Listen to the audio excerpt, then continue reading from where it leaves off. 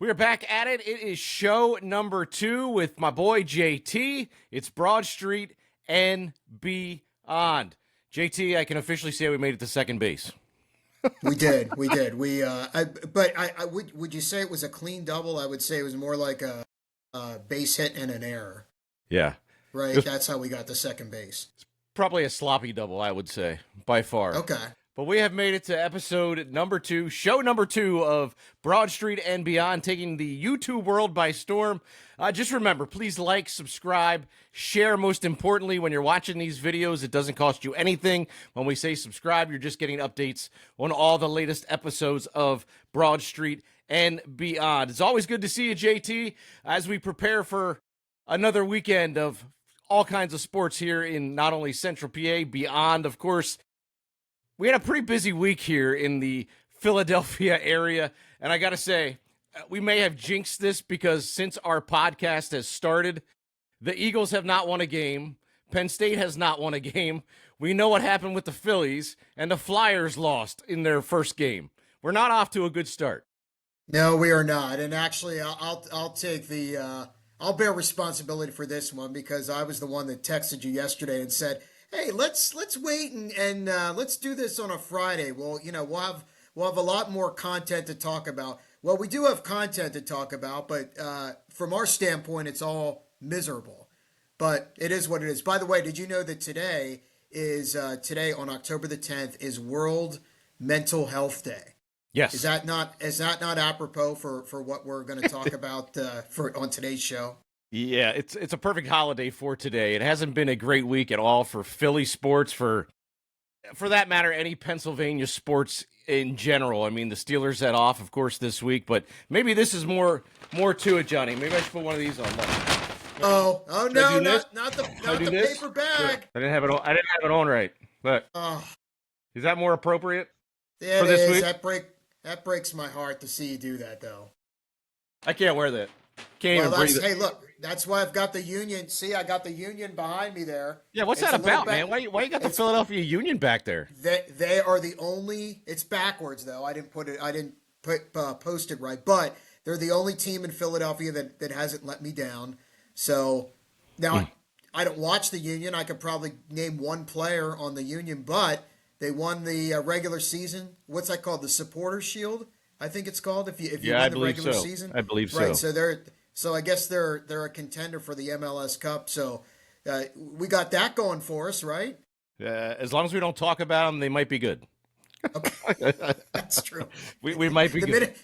minute we talk about them, they're going to be out in the first round. Yes. Show number 2 about to start. Of course, we always warm this up with JT and his 3 warm-up questions. Some related to sports, some not related to sports. 2 out of the 3 here related to sports. Let's start off here, JT. First Don't one. ask me what I had for breakfast. How about this one? Your favorite minor league baseball logo. Minor league baseball logo. Oh, that would be, and I don't know what league they're in, but I think it's the Chattanooga Lookouts. I think it is. Yeah, that's a They've good one. got that with the big eyes looking at you. Yeah. Yeah, I gotta say, forget what league that is. mine's the Greensboro Grasshoppers. Nice. Very nice. Favorite day of the week. That's easy. Friday. And this one's probably going to stump you a little bit. Your favorite football throwback uniforms. Favorite football throwback uniforms. I would say That if could I be had. Canadian Football League if you want to throw that in there. I mean, if you know any Canadian Football League. Did you ever see those early Toronto Argonauts? I'm just kidding. No. The I would say it would be a toss up between the old Denver Broncos Orange Crush uniforms and the Tampa Bay Buccaneers orange creamsicle uniforms with the Buccaneer fellow on the helmet. It would be those two. I'll say the old Tampa uniforms if I had to pick one. Yeah, that's why I wanted to see. I wish both teams over the weekend, the Eagles, would have wore the throwback uniforms when they played the Broncos. That would have been epic. The Kelly Green. Yeah. Kelly Green and the orange. Oh, that would have been perfect. Would have been a perfect combination for that game. And the Eagles may have won that game. Fortunately, You never know. maybe. Let's not go overboard. We're glad you guys are here for this podcast. We're about to get into it. First thing we want to get into, all of Central PA talking about James Franklin, the Penn State Nittany Lions losing 2 now in a row, not only to Oregon, now losing to UCLA. Let's go back almost a week now to that game against UCLA. Just a terrible performance to start off once again for Penn State. Not ready to play college football by any stretch of the imagination. And at the most right now, Johnny T, I'm going to say, I think they're a Division III college football team right now. At Well, they're best. not playing well. Well, they're not playing well. That's for sure. They looked. They really looked ill prepared to play that game. I know they picked it up offensively, but the defense looked tired. They looked flat footed. They had no answer for UCLA's quarterback. He was gashing them on these runs that they really weren't even designed runs. They were pass plays, and he just kind of scrambled out of the pocket and got some sizable gains, especially on third downs when it looked like Penn State's defense might get off the field. And we talked about this when we were talking about the Oregon game last week. They can't run the ball consistently. I don't think that Katron Allen gets enough touches. I think they're leaning too much on Nick Singleton, and he's not having that good of a year. Defensively, they're really thin at linebacker with Rojas going out. They're a little thin at linebacker, and defensively, the defensive line last year, you had Abdul Carter on one side, and you had Denai Dennis Sutton. You had two guys that the other team's offensive line had to account for, and I think this year it seems like teams have been able to contain Denai Dennis Sutton enough that it's they're just they don't seem to be quite as ferocious on the front four there. And it's all been a kind of a recipe for disaster. I mean, last week I think Drew Aller was their top rusher. If he's your top rusher, then you got problems again. The offense is looking stagnant again. And What about coaching? You're not saying coaching. Where's the coaching? They weren't prepared, Johnny T. They weren't prepared, and Andy Kotelnicki, the play calling doesn't look great. The defense didn't look prepared, and they got caught off guard by that onside kick. Yeah, I mean that they lost a possession there, and they were never able to really catch up at that point. They made a game of it, but if they needed a stop, if they needed a first down, I mean, do you remember back that fourth down call? It was at 4th and 2 when they were driving to.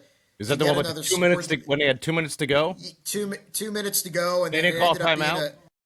Yeah, they ended up being a draw to Aller, and it doesn't look good. And they've got the game on Saturday against Northwestern. It's going to be homecoming. I guess they should win that game, but we talked about this. They still got to go to Iowa. They still got Ohio State. They still got to play Indiana on November the 8th at home. I don't know. This season is going off the rails fast, and I don't know. I don't see how they recover. And if the season ends up with 4-5 losses, obviously they would still be bowl eligible. But what does that mean for James Franklin coming up at the end of the season? I just you look at that game, man. Like just how the game started. You just referenced it. UCLA came right down the field, scored a touchdown right off the bat. Then they weren't prepared for the onside kick. They even said, "Yeah, we should plan for that at some point in the game." Well, it happened in the first punt for UCLA. They weren't prepared. It all comes down to coaching. I mean, UCLA has lost 4 straight. They fired numerous coaches. They almost have a brand new coaching staff. UCLA, by far, is not a powerhouse college football team. It dropped Penn State out of the top 25. Texas had a rough week last week, too. They dropped out of the top 25. Both preseason number 1 and number 2s now completely out of the top 25. But from Penn State's standpoint, I know they have Northwestern, and they shouldn't struggle with Northwestern this coming week. I told you last week, They weren't going to beat UCLA. I think this one's going to be a close game. Penn State may sneak it out, but I'm not going to be surprised if they don't lose to Northwestern this weekend. Well, I mean, I think it's anything to go on to think that they're just gonna, figure it out and take care of business against Northwestern. Um, it's pretty disappointing. I mean, Penn State had a lot of hype coming into the preseason. Now, for them, I guess sometimes there's teams that get hyped up a little too much in the preseason, but you would think for them it was justified. They had so many guys back. They brought in Jim Knowles, the defensive coordinator. They paid a lot of money to get guys like Nick Singleton to come back and Drew Aller, and they went into the transfer portal. They got these three new receivers. Everything was supposed to be looking good, but I don't know what you thought. I mean, I think we kind of were a little hesitant there those first three non-conference games that it was like, yeah, they won, but you can kind of tell that when a team is sharp, and they didn't look that great. And it was like the only thing we were hanging our hat on was, well, they kept it basic against those teams, and they're going to have that extra week to prepare for Oregon, and they'll have it straightened out. And that, I guess looking back, if that's what we were hanging our hat on for them to start playing well, I guess that was a red flag right there, because they weren't holding back. This is kind of what they are, and I don't know what it is. I don't know if there's something going on there internally, but something is not right. Whether it's the coaching staff, the players not executing, there's something going on in the locker room. Maybe it's a combination of all of it, but they just the juice just isn't there so far this year. The juice ain't loose. The juice ain't loose this year for Penn State. Not that juice. Penn State unranked for the first time since September of 2022. They took one of the biggest falls in the history of the polls in the 99-year history. It's hard to believe when you think about Penn State football and the start of this season of where they were supposed to be versus where they're at now, and to think Penn State football is not in the top 25 at all. They may not even return to the top 25 the rest of this season. Well, it really depends on how these next couple of games go. I think my favorite. I don't know if you saw the joke on social media that James Franklin was tired of everyone saying that he couldn't beat a top 10 team, so to prove him wrong, he went out and lost to a winless team. What do you think? So what do you think? So how do you think this plays out now? Let's say Penn State goes 8-4. 7-5, maybe even not. Let's say maybe they do recover a little bit and go 9-3. Obviously, they wouldn't win the Big Ten. That's a stretch. They wouldn't go to the playoff, but they would go to a bowl game. And then if it's just a regular bowl game, then that's when you might start seeing those opt-outs, players opting out of the bowl game to get ready for their pro career. How do you think this? If let's say they go anywhere from 9-3 to 7-5, where do you think that leaves James Franklin at the end of the year? Because I'll tell you this, I don't think they're going to fire him. It's going to cost them what they need to. They got the money. They got the money. Do they have the money? Him. Oh my God, are you kidding me? Where do they have the money? I don't know. They got it. They got it somewhere. They're getting all my money up there when I go to a football game. So I know what they're bringing in when 110,000 are rocking that place. Well, they're bringing in a lot of money. A lot of that money is going towards renovating Beaver Stadium. Yeah, pretty much. Yeah. And a lot of that money is also going to get players and to keep players. They need a little more out of you, Chase. No, they only get one game out of me. One game. That's all I give them. Do you have 70 million in disposable income? That would help them out. I'll borrow it. I'll borrow it from you. I'll get it from you. I think on the season of Penn State, like I mean, I can't even imagine right now at this point in time thinking that Penn State can actually even win another football game. I mean, after what you just saw, UCLA, Oregon, yes, I mean that was a close game. They played them tough. still lost that game. But then you come out against all 5 games that they've played so far.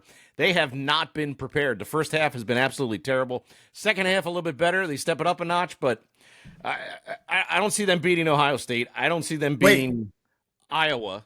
I don't see them wait. Do you beating think you don't think they're Indiana. going to win? You don't think they're going to win another game? They're gonna win another. I mean, obviously they're gonna win another game, I but thought I was going to I get you. can't Oh, I can't see from this standpoint after that UCLA game how they right this ship at Penn State University and get that team back on winning ways. Drew Aller looks nowhere near of where he was last year, a couple of years back. Not even close. The offense, like you said, is just struggling big time. Not getting the ball to the receivers. He's overthrowing guys. The coaching is not good. I don't know how you right the ship for the Penn State Nittany Lions. It's going to be a close game this weekend against Northwestern, but I think they're gonna win. But in the back of my mind, I think they're going to lose. I'm going five or wait, six. wait a second. You just contradicted yourself. Yeah, I know. But the Okay. front of my head is saying they're going to win. The back of my head saying they're not going to win. Well, let's just. I mean, you're almost there. Just say they're not going to win another game. I'm split right down the middle, man. Right down the middle. Just say they're not going to win another game, please. They're not going to win Please. another game. I'm saying it. Okay, They're not going to win another how game. much? Okay, what do you want to? Because you're known to walk yourself into some bad bets. Whatever A you want to smash bet. burger, a smash burger. Let's bet a smash burger Okay, from the great Snitz Creek Brewery up there in Palmyra. Let's do it. Okay, because you already owe someone else a Yes, I do. smash burger because Yeah, well, he should have been fired. Okay, I'm sorry. He should have been fired. James Franklin should have been fired. No, all right, I'm taking that bet. Okay, all right. You said I'll just take you both out for lunch one day. That's what's gonna happen. just wipe your bets clean. That's what's gonna happen. All right. So next up, Penn State against Northwestern. Who they are again are huge favorites to win. Top 5 right now in the college football poll: Ohio State, Miami, Oregon, Ole Miss, Texas. What's A&M. the line on that game? What's The Penn line? State game? Yeah, I got to look good this question. up. What Look is that one Penn up there, State- Mr. Statman JT. What is? Then what we're going is to dive Penn into some State favorite? baseball. Woohoo! Time. I'm too busy looking Yeah, up we don't. Nobody has time for that right now. Penn State game. Penn Philly's State. got lots of time though. Penn State, who was favored by, remember, they were favored by 24.5 last week against UCLA and lost. They are favored by 21. They are minus 21.5 Not gonna according to happen. ESPN Bet tomorrow. Not going to happen. They ain't winning a game the rest of the year. Ain't going They to might happen. not cover. They might not cover. They ain't going to cover 21 points. Ain't going to happen. All right, let's switch gears. Switching gears to the baseball playoffs. Here we go, JT. This is what you waited to talk about all day long. The Phils season is over. They lose into the Los Angeles Dodgers last night, of course, in game number 4, in just an absolute terrible fashion, the way the game ended. You and I both have seen multiple Phillies games where they have ended so bad. None like we saw last night in game number 4. So I would say my worst postseason is when I was a senior in high school with a bunch of friends watching the Phillies and the Blue Jays in the World Series in 1993. I know where you're going with this. And we're sitting around thinking that the Phillies have rallied in that game and they're going to force a game 7 against the Blue Jays. And what happened? Everyone knows by now. Joe Carter JC hit the walk-off 3-run homer off of Mitch Williams in the bottom of the 9th to give the Blue Jays the win and the World Series. Last night ranks right up there. What a punch in the stomach that was to watch the Phillies lose that game in the way they lost that game. With the ball getting hit back to Ryan Kerkering, and it looked like he should have gone to first base. He bobbled it, but he still had time to get the runner out at first base. He decides to throw home, throw high, throw wide, and that's it. And the season's over. And you know, it's disappointing and upsetting. But are we really surprised with kind of how this lineup has gone hot and cold and kind of game 3 aside, they really didn't hit.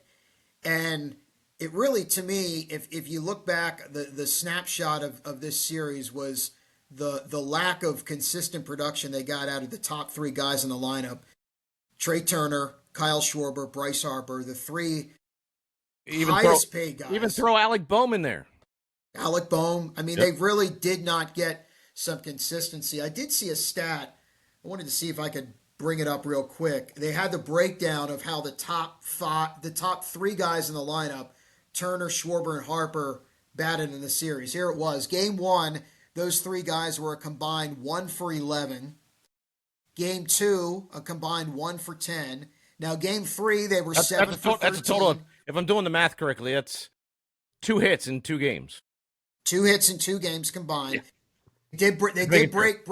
break it open in game three, 7 for 13, and then last night 1 for 14. Those three guys combined. So you kind of saw that coming. So it was sort of like, I don't know how you felt when you were watching that game, but when they took the lead in the seventh inning on the hit by Castellanos to go up 1-0, I kept thinking to myself, this might be how they have to win this game. They might have to have their pitching hold up. They're going to have to get 7 or 8 out of Sanchez and then use Duran for multiple innings and squeak out a 1-0 game to send it back to Philly for a game five. Well, the pitching was really good in this series. Yeah, sure was. I can't the pitching, even Kirkering messing up there. I mean, it shouldn't have come down to that. I mean, if this lineup gives them any kind of consistency, we're not losing on Orion Kirkering bobbling a ball back to the mound and throwing The wrong wide person. to home plate throwing to the Throw, wrong person. throwing to the fans in the back. What's her name that was sitting there in the front row? The lady from Yeah, Entertainment Tonight. He was throwing at her, yeah. I guess. Who I, was back there? that lady, whoever, remember that host from Entertainment Tonight back in the day? Mary Hart? Is it Yeah, that's Mary her. Hart? Yeah, she was Is she there. a Dodger? Is that she the one that goes to the games? Yeah, I think so. I think she's the Oh, one. okay. So I she's a thought she was huge the one. Dodgers fan. I could Okay. be wrong. I'm not up to Was date on John my Te- Hollywood was stars. John Tesh sitting there next to I didn't her? see John Oh, Dash. Yeah, I didn't okay. see John Dash. Last night, I mean, it's like you just referenced, though. I mean, Orion Kirkeren didn't lose that series for the Philadelphia Phillies. I mean, game three was the ultimate game where the offense came and hit. Even to your point, the first 4 hitters, 9 hits combined in that game three. Last night, if you're including Alec Bohm, 2 for 17 for the first 4 hitters Yeah. and 4 strikeouts. I mean, 0 for 5 last night. Trey Turner, he won the batting title. The guy didn't do anything. Bryce Harper didn't do anything. Kyle Schwarber didn't do anything. And it should not have come down to what it came down to last night. But ultimately, that's what you're going to look at. I mean, even JT Realmuto's there pointing, throw it to first. Corinne, nerves aside, you get taught that in Little League, man, okay? You know where you're Yeah. going with the ball. You need to be prepared. First thing your Little League coach tells you in a situation like that, you got to know where you're going to throw the ball to. If it comes to you, where you throwing the ball to. That's what should have been in his mind right off the bat. Not throwing it home and throwing it wide. You should have thrown it to first. It would have been an easy out. They would have went to 12th inning. My thing about last night, which I wasn't happy about, I think he took Sanchez out entirely too early. I think he should have just left him in for that final out. Bringing in Duran, I mean, Duran has been sketchy in the second half of the season as well. Bringing him in, walking in that run, I mean, even if they would have taken the lead, who would have they brought in to actually close that game to win it? Would they have left Uh, Strom in? they probably would have. Luzardo started to run into trouble, and they Then it was brought in Duran. that. No, no, no. They brought in Kirkering. Duran came after Sanchez. Yeah, there you go. So it was Sanchez, Duran, Luzardo, Kirkering. So I think they were saving Strom.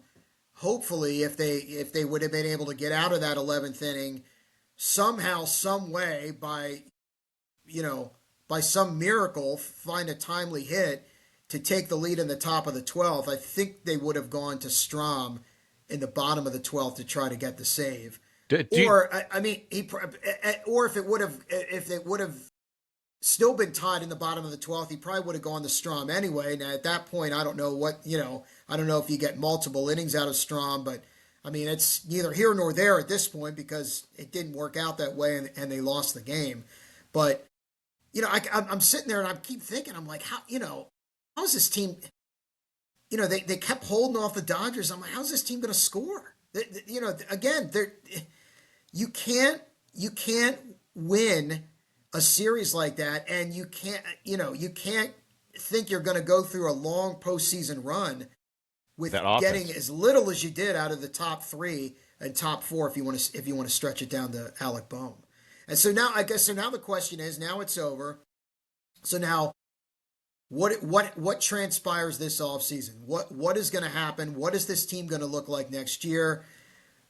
Is Rob Thompson back? Is they're unrestricted free agents? The three biggies are Kyle Schwarber, JT Realmuto, Ranger Suarez. Jose Alvarado is an unrestricted free agent as well, And and Bader's got an Harrison option. Harrison Bader. It's a mutual option. So it's something where the team and the player both have to agree, and then the option kicks in. So you know, obviously, I think there's probably a pretty good chance that Castellanos isn't going to be back. Mm-mm. I don't think Let's it hope was not. any secret. I think there was any secret that or it wasn't any secret that they were trying to trade Alec Bohm this past off season. So does he come back? Here's What the just what listen do to they some of these. do?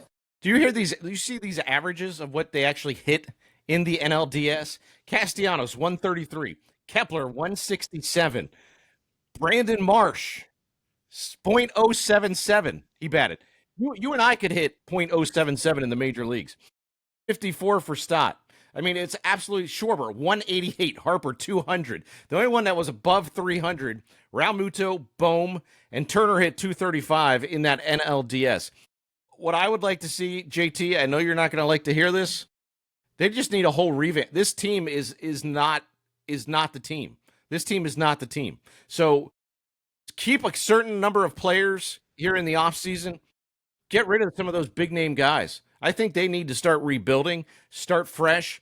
Keep some of those guys. Keep the Bader of the world. Keep Sosa. I'm a Harper guy, but I just have gone so far off the edge this season in thinking that Bryce Harper is no longer what Bryce Harper used to be.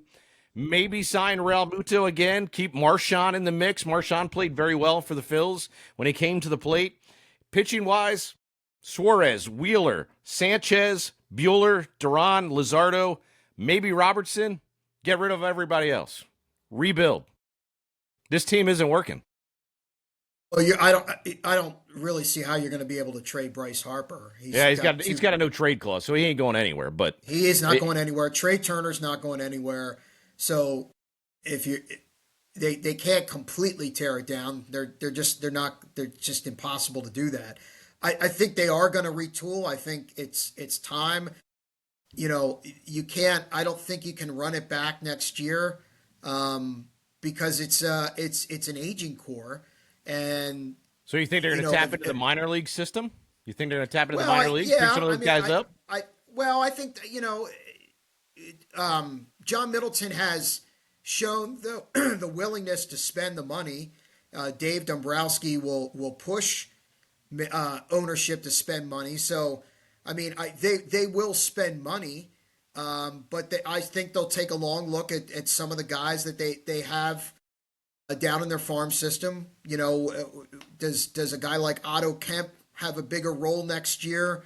Aiden Miller's a shortstop, so he's blocked. Excuse me, he's blocked by Trey Turner unless he plays the outfield. I would love to see Harrison Bader back. Um, Somebody's who's going to the give other guy? somebody's going to give Bader a big contract. I think Oh, Painter. Justin Crawford. Justin Well, and Crawford. we got Painter too, right? Andrew Painter. He could be up there in the Andrew bullpen Andrew or Painter. I starting. think. Yeah, I think they're hoping that he can be part of the rotation next year. Um, I think they were hoping to see more out of him this year, and in case they're prepared to lose somebody like Ranger Suarez. I would love to see them bring him back. I just don't know, what kind of money he's going to command on the free agent market. And are the Phillies going to be willing to match that? Same with Real Muto. I think it's going to be really hard. I think there's going to be a team or a couple of teams out there that are going to be willing to throw a boatload of money at Kyle Schwarber.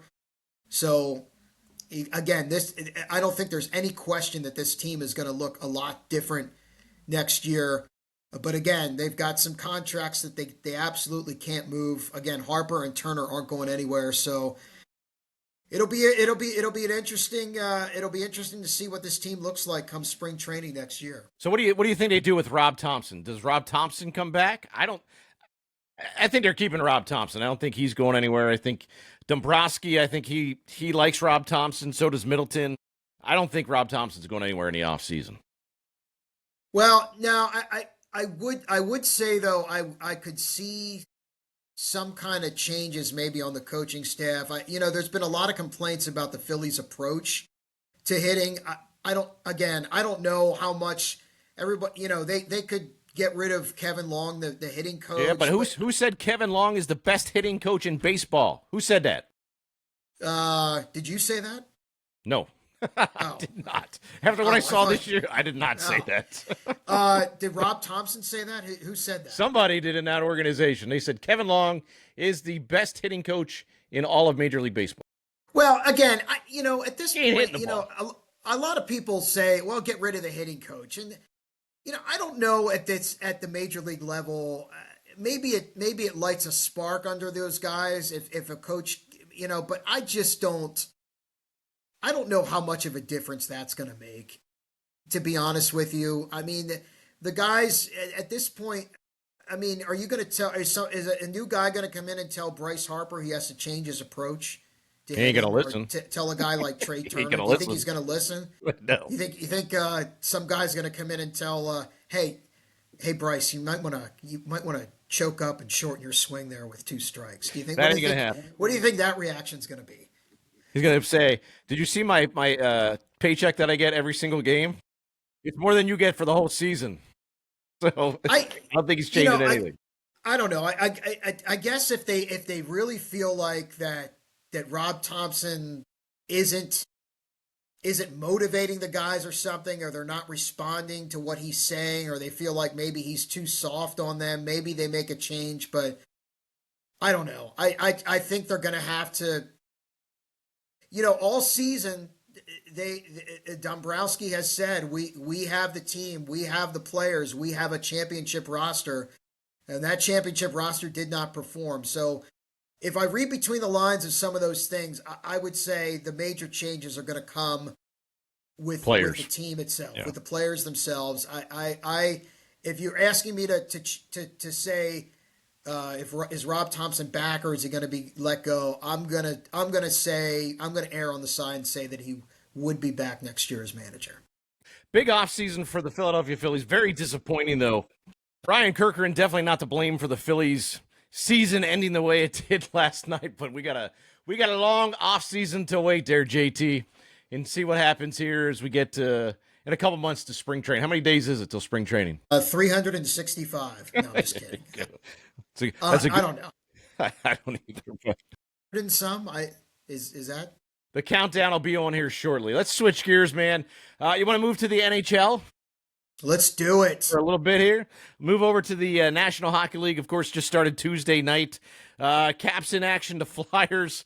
They didn't fare too well against the Stanley Cup champs, the Florida Panthers, but close game for the Flyers the other night, 2-1, losing in their opening night. Like I said, there was no Philadelphia team that did well this week, and now we can put the Flyers in there, but they lose to the Stanley Cup champs 2-1. Overall, I saw a little bit of the game, but not a whole lot. But they played a decent game, and it was fairly close game, back and forth. They were okay. Well, they were, for me, they were relegated to the third screen last night. I had the laptop, I had the phone, and I had the TV. Too much going on. There was a lot going on last night, and none of it good from our standpoint. I kept my eye on it. It looked like, I think they got outshot. I think at one point I looked up in the third period and they were getting outshot 35-20. Defensively, they're not that great. They're a little banged up. Cam York, who they're really counting on to play a lot of top pairing minutes, he's on injured reserve right now. Rasmus Ristolainen's out as well. So the depth right now on the blue line isn't really good. And from what I saw, they really there were a couple of stretches here and there, but they didn't really look like they generated much offense, to be honest. Now, their third line, I think it's Noah Cates, Bobby Brink, and I forget who the third guy is in that line. Brink, oh, Tyson Forster. So Yep. Tyson Forster, Bobby Forster. Brink, Yep. and Noah Cates. That line looked really good. In fact, that was the line that scored. Noah Cates had the goal late in the second period that tied the game. They didn't get much from the other three lines. I don't know. I'm not real thrilled with their line combinations outside of that third line. Michkov is paired up with, I think, Couturier and Dvorak. I just don't know that that's a good fit. I think it's going to end up, if they struggle to score, I think we're going to end up seeing Zegras and Michkov on the same line together to maybe get something going. But again, it's one game. Interesting though that they went with Tocchet went with Dan Vladar in goal. He was brought in Well, to that's be what I was going to say to you. more. Yep. Yeah, he was brought in more to be the backup to Sam Sam Ersson, and Vladar played really well. He had 33 saves on 32 out of 35, 34. 32 out of 34. Yep. He played really well. He did look really good. But at no point when I was watching that game did I think that the Flyers were going to win. It just did. It looked like it was really hard for them to generate any kind of attack. Now, again, they were playing the Florida Panthers, who are really Not committed to not too bad. their system. No, Yeah. they're not too shabby, and Yeah. and they're not the same team that they were last year, but they're still awfully good. So I want to wait 10 games before I really get a sense of what the Flyers look like, but. We'll see. We'll see after. I guess I don't. When do they play next? They play Sometime this against weekend. Carolina on Saturday. Then again, Oh, uh, jeez, then they play Florida again on Monday man. in So Philadelphia. yeah, yeah. So this schedule early isn't doing them any favors either.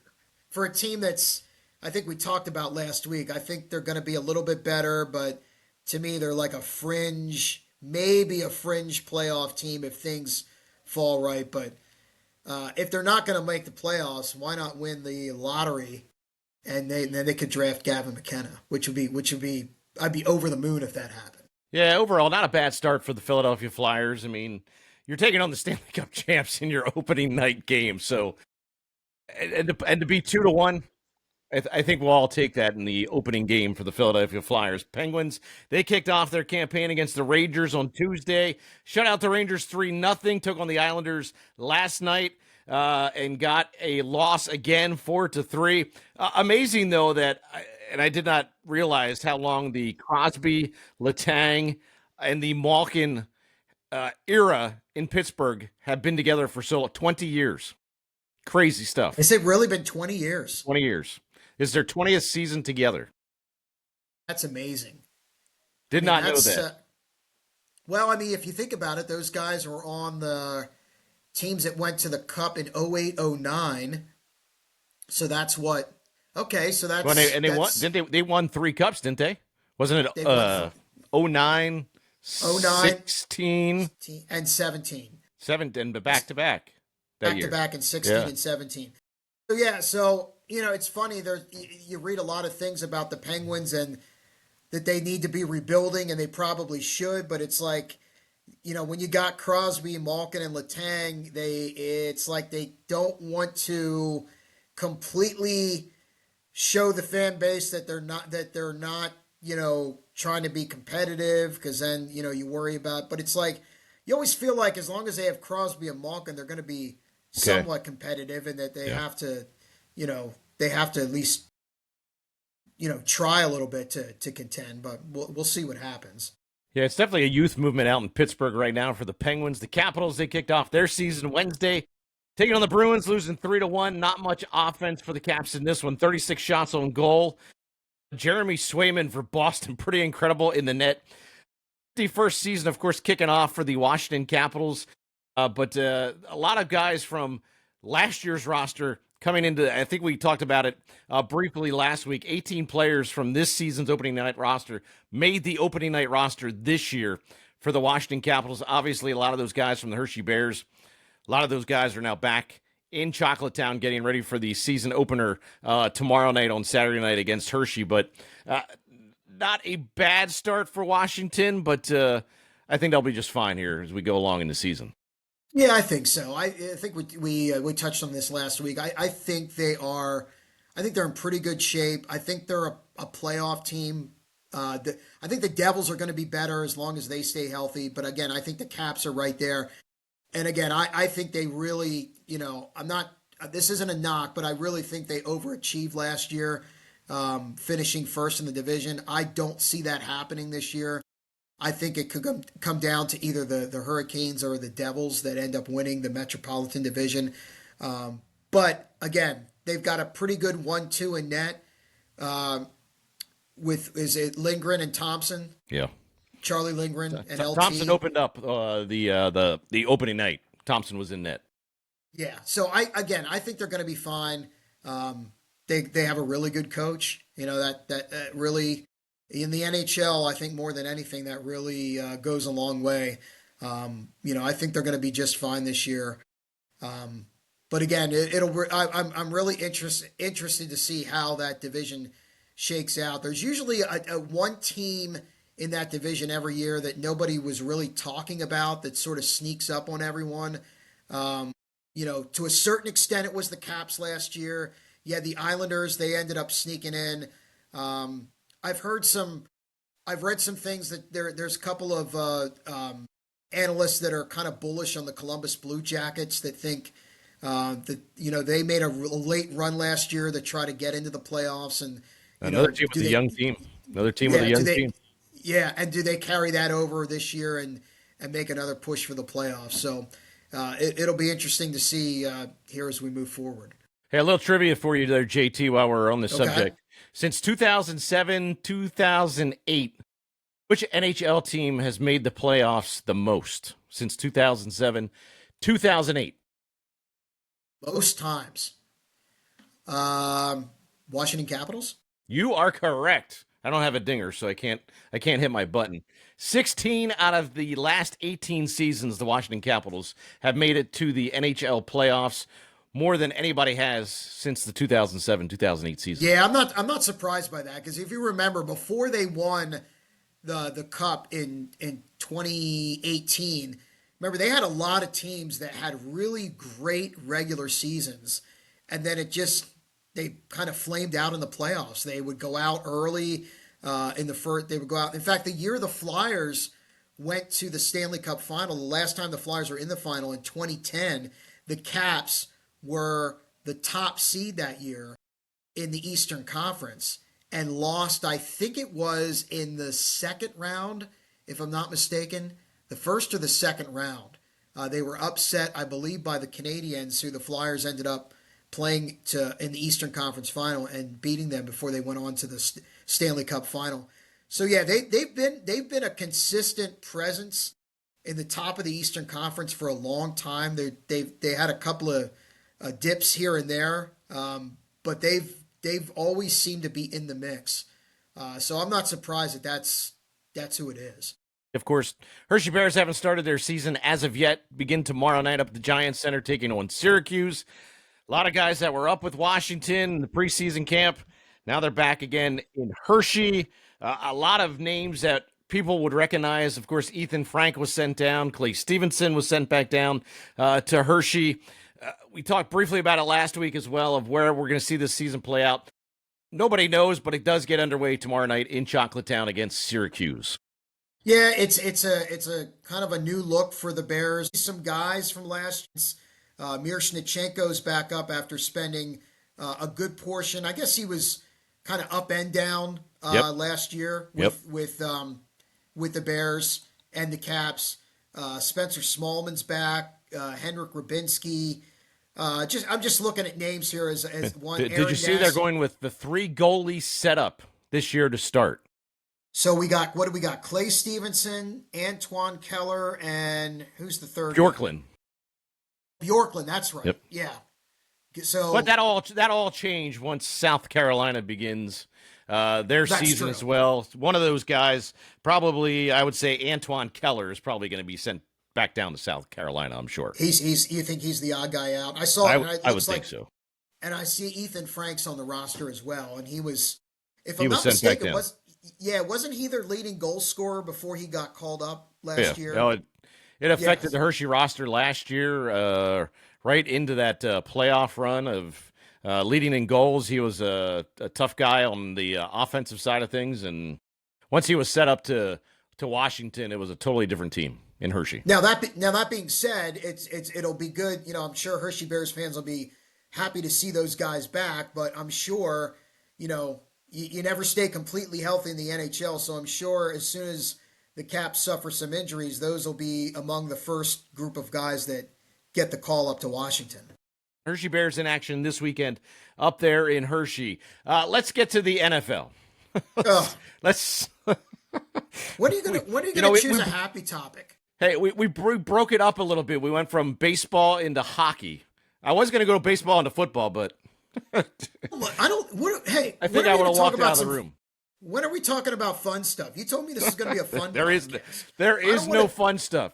Just I don't remember, feel like it. I don't feel like talking about just football. remember, you named this show Broad Street and Beyond. It could This have is had a true. different Yeah. name. It didn't have to be Philly sports. It could have been something different. We could have went a different direction.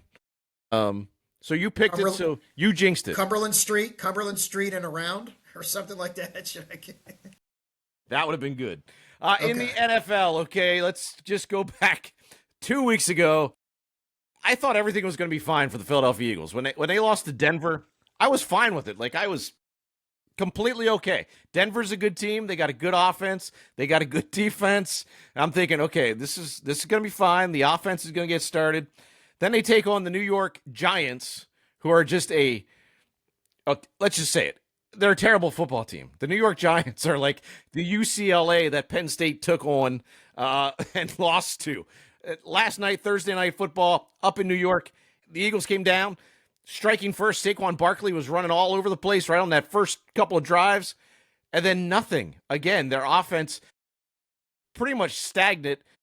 Jalen Hurts again can't hit some receivers that are wide open. The defense looked not so good. The secondary was not so good.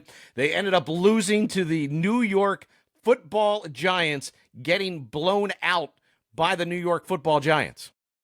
Well, I think there's a really even in the games that they've won, there's a real disturbing trend that's emerging. If you look back, if you go all the way back to week one, I think they scored, what was it, 3 points in the second half against the Cowboys.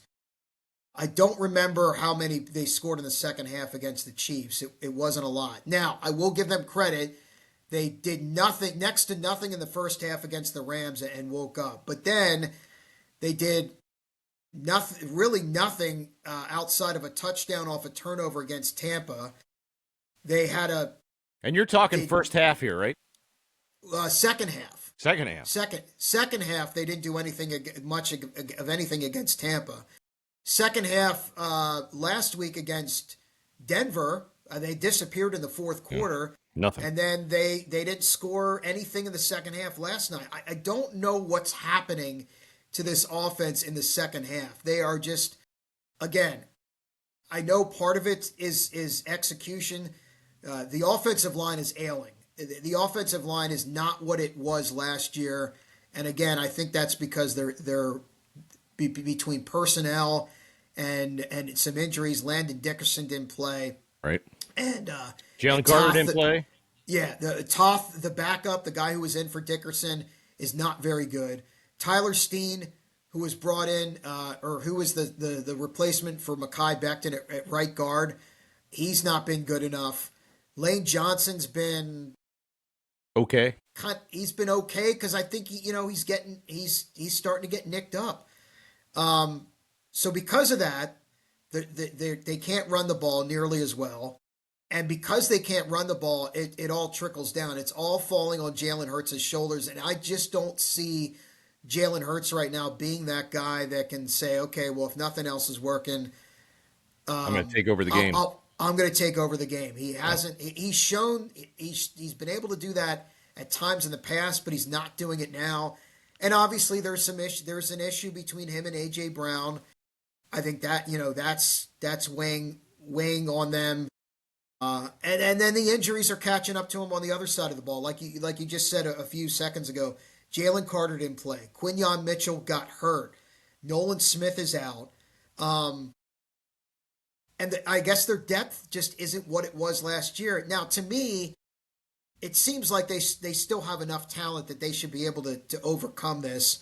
I don't know. Maybe coming off maybe the short week, the turnaround coming out of the Denver game, they were a little banged up. But again, at the end of the day, it wasn't like they were, they weren't playing the Buffalo Bills. They weren't Right. playing the Lions or the They're Packers playing the or New York stinking Giants, JT. now. I will say the Giants look like they got themselves an exciting quarterback in Jackson Dart. And And and in the running back game, and Scatterbo, look, 3 Scatterbo touchdowns. Scatterbo looks like he gives himself a concussion on every carry. The way he Yeah, he just does. he rams into people. Jackson Dart's a little reckless in that respect too, but you see the Do you difference. think Jackson Dart ever actually had a touchdown in his life? You see when he scored that first touchdown? Oh my God, It was he like a was half an over the hour moon. celebration. I mean, how did he not get penalized on that? I think the best part of that game, the highlight of that game, was when Jackson Dart took that bad hit and he had to come out. I don't know if you saw this. He went into the medical tent, so they had to There was a bring lot in of things Russell. going on when that happened. Between the They brought Russell in Wilson and yeah. then Oh, so the coach they going bring after it. the Yeah, doctor. they bring in Russell Wilson. He throws one pass. It's in the ground. The whole stadium They went starts nuts. booing him, and Dable just is like reaming out the team doctor, like, you need to Yeah, get in there. You need to clear him. And all it's of a your sudden you fault. see Clear him basically the right now. whole. It looked like the whole organization goes in that tent. Hey, Jackson, you all right? How many fingers am I holding up? You know, 4? Oh, that's good enough. You're only 2 away. Get back out there. We need you. How many of us do you see? Oh, you see 3 of us? Oh, that's okay. Good, I think when Jackson Dart went in that tent, man, they must have called like every single New York City doctor into that tent. Like it was like pure panic mode. It It was really so was. funny because all it took was one bad pass by Russell Wilson and Dable was unglued. He's grabbing that doctor and be like, you need to get in there and clear him right now. He's like, "Did you just see what my quarterback did? He stinks. I need my other guy in there. Clear him Oh, now." that was to me that was the highlight of the Yeah, night, it and was. that's coming from an Eagles fan. Yeah. The secondary gave up a lot of big plays too, man. A lot of big passing plays, 35, 24, 36, 22 yards as well. Jalen Hurts, of course, in the fourth quarter throwing that big interception that could have put the deficit down to 3 points. Instead, Giants take it the Yeah, other oh yeah, direction. yeah, that was a backbreaker. That And then they take it, interception. Giants take it the other way, score a touchdown, and now it's a 17-point lead in the fourth quarter. Yeah, that was pretty much. I think the way that game was going, the way they were playing defensively, and how they kind of went stagnant defensively. Once he threw that interception, it was game set match. I don't, and the offense and the play calling just there's something not right there with the offense this year and the play calling. It's just something's not adding up in that offense It's this year. not. It's not. They're not on the same page. I read a lot of guys on social media that break down film, and they are all just really throwing Kevin Patullo under the bus, saying that they need to make a change and they need to make it fast.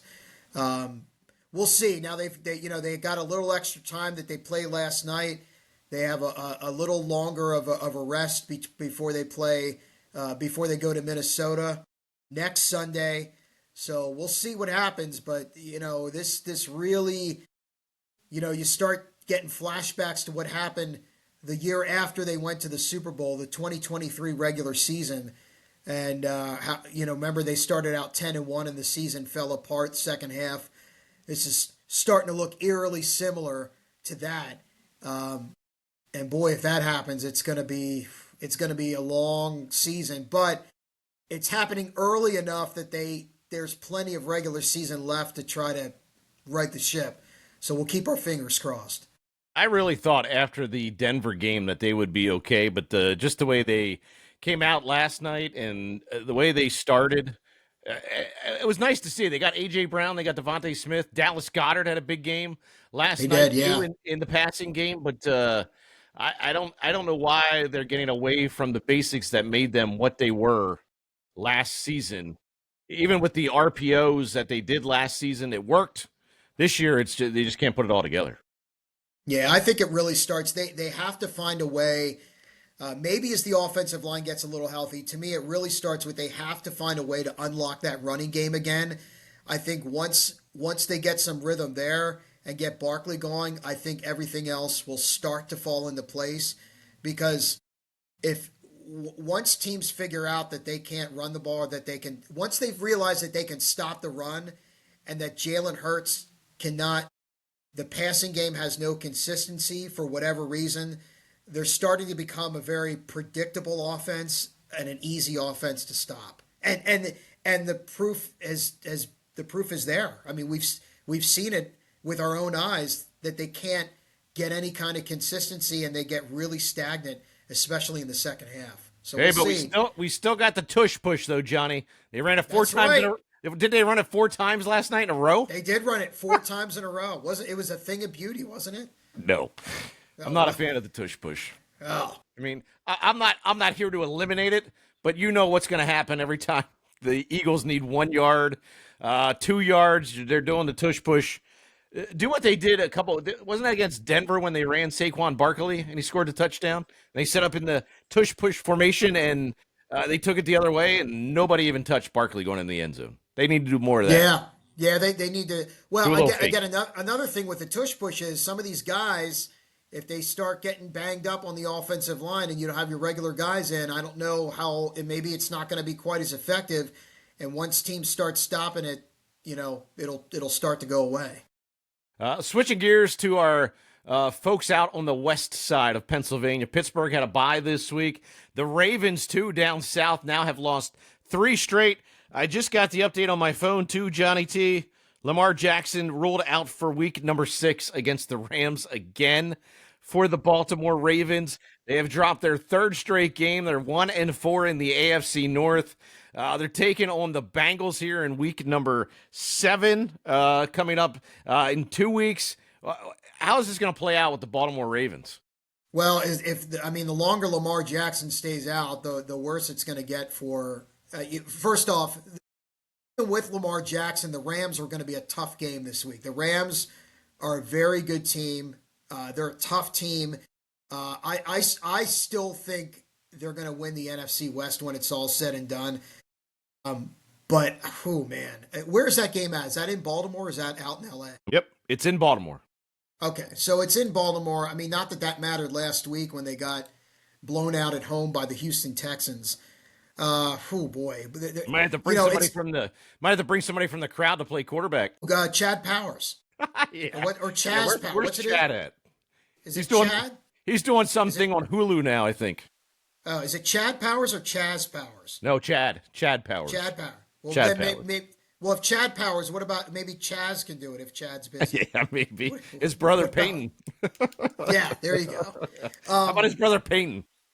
Well, I mean, I think look, if they go 1-5, I mean, it's getting to the point now where even when they get healthy, it might be too big of a hole to climb out of. If they're 1-5 now, geez, you think they would be able to beat the Bengals, but I don't know. Again, when they don't have Lamar Jackson in there, it's a completely different team, and they have their own issues defensively as well. Kyle Hamilton's out. Um, they're just they're a little too banged up as well. Yeah, and the Steelers taking on Cleveland. 1-4, Steelers 3-1. It is in Pittsburgh here for week number 6. We're gonna wrap this up. We weren't gonna do this, but we're gonna talk a little Philadelphia 76ers. You want to talk a little Sixers basketball to wrap this up? Oh, let's do it. We can where are we at the let's do a whole hour on the Sixers. What do you say? This should take about 3 seconds. The Oh, okay. Sixers starting on October the 22nd, taking on the Boston Celtics.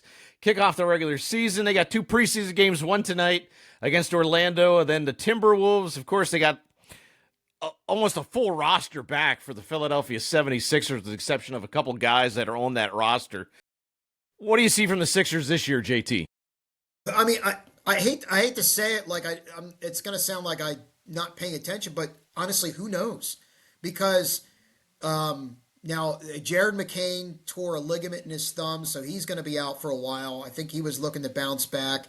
Uh, so they got Maxey back. Quentin Grimes is back. Will Andre Um, Drummond and Paul George ever is rekindle what Joe they used to have? is Joel Embiid going to play again? Yeah. They don't tell us anything. I mean, this will probably, I'm sure, at some point. First of all, I'm sure none of those guys are going to play in the preseason. Um, I will. I am excited to see what their first round pick VJ Edgecombe does Yeah. this year. Third I think overall he's in the going to play. draft. I think he's going to play a big role. He's going to have to play a big role. But again, I'm pretty sure that Embiid and Paul George are not going to play in the preseason. They haven't. The Sixers don't tell you anything, and I'm sure at some point, one day, whether it be this weekend, next week, or a week before the season, we'll get some sort of update out of the blue that says both Paul George and Joel Embiid are both experiencing soreness or are not Tightness. cleared to return. They're going to be reevaluated in a couple weeks. They don't think it's going to be long term, and then that'll be what it is.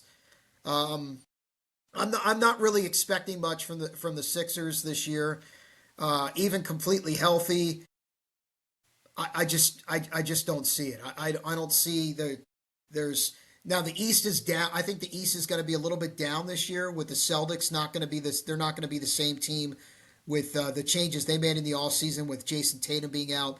The Pacers aren't going to be the same without Tyrese Halliburton. They lost Miles Turner to free agency. So that opens the door for other teams. I'm sure the Knicks are going to be a favorite in the East. Cleveland will be there, probably Orlando. So we'll see. I'm not really expecting much. I can't imagine us spending a whole lot of time during this podcast every week I think talking about the Sixers. we've already gone over Sixers talk 3 minutes. 3 minutes or less. That's Yeah, that's it. Yeah. we prom. That how about that? There's something we guarantee our listeners and our viewers to get that Sixers talk done in 3 minutes or less, or it's free. That's your Sixers talk. They take on the Celtics October the 22nd to open up the season. JT, show number 2. That's a wrap, my man. We got a big show What? next week. We got a big Wait, show wait, whoa, next whoa, week. whoa! No union. You want to talk Union? We're going to talk about the Philadelphia Union in a minute or less. JT's got the floor. Go ahead. They I don't know won the anything about support. them. They finished first in the Eastern Conference and first overall in the MLS, and they won the Supporters Shield, and they are primed and ready for a run at the MLS Cup. Bang! There we go. That's a good evaluation. That's not 30 bad. seconds. I got that done in 30 seconds. All I know is they kicked the little ball around. That's all I know. I used to watch it, not anymore. Well, now I know what to get you for Christmas. A Philadelphia Union jersey. Yes. And Please. tickets to a game. I'm going to get you tickets to a game. Okay. Next week, we got a huge show lined up. Could have a local baseball legend coming to show number 3 here on Broad Street and beyond. Should we make people wonder, or should we actually tell them who we have coming up here on show number 3? Is it Chris Shuey? It could be. Shuey was a legend. I mean, he should be in the Fredericksburg Hall of Fame, Sports Hall of Fame. On Twilight Legend. No, let's keep everybody guessing. Let's not. We're going to keep you in suspense, but it is a local baseball legend we're going to have on the show next week. Like I said, we're going to try and get some good interviews with some local folks here in Central PA and get them here and just talk a little bit about sports, talk about their life if they're not playing right now. But we're going to get into that next week on, of course, show number 3. As always, JT, it's been fun, man. We are through show number 2. We haven't gotten canceled yet. On to show number 3 next week. I got to say this was very therapeutic for me to get all of this misery off my chest. I feel like a weight has been lifted off my shoulder, and maybe next week will be better. Oh no, now that's depressing. There's my therapy. That's depressing. You're not gonna? Are you gonna wear that around the house? I might. We'll see. You're not going to see if the wife lets me. You're not going to make Minnie Hopper wear one of those, are you? I might. It's got to be a little smaller. All right. Hey, see you for that smash burger next week.